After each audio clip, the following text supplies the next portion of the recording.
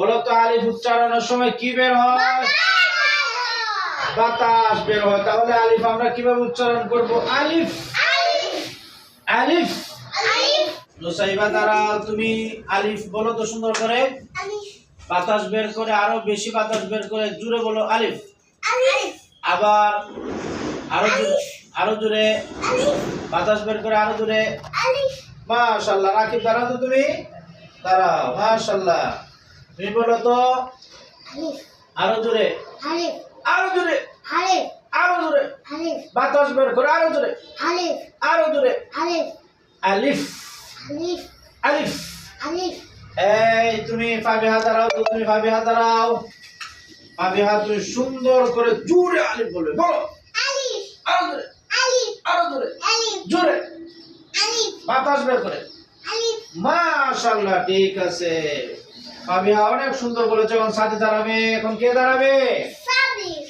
সাদি দাঁড়াবে। সাদি তুমি জোরে বাতাস বের করে আলিফ বলবে। আরো জোরে, আরো জোরে। মাশাআল্লাহ, ঠিক আছে। তোমরা আমার প্রশ্নের উত্তর দিবে। কে কে উত্তর দিতে পারবে? সাকিব আর উঁচু করে হাত উঠাও। কে উত্তর দিতে পারবে? আচ্ছা, ফাবিহা বসো তুমি। ফাবিহা বসো, সাদি বসো।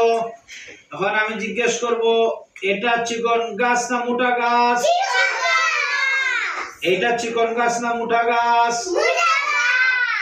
এখন তুমি নুসাইবা, তুমি দাঁড়াও। তুমি বসে আছো, তুমি দাঁড়াও তো দেখি। নুসাইবা এখন বলবে, এটা চিকন গাছ না মোটা গাছ? এটা চিকন গাছ না মোটা গাছ? এখানে কয়টি গাছ আছে? দুইটি গাছ। কয়টি গাছ? এখানে কয়টি মই? আচ্ছা, তোমরা বলো তো বেলুন ওজন না ইট ওজন? কোনটার ওজন বেশি? বেলুনের ওজন বেশি না ইটের ওজন বেশি? ইটের ওজন বেশি। সাথীকে কি বলে? সাহাবী।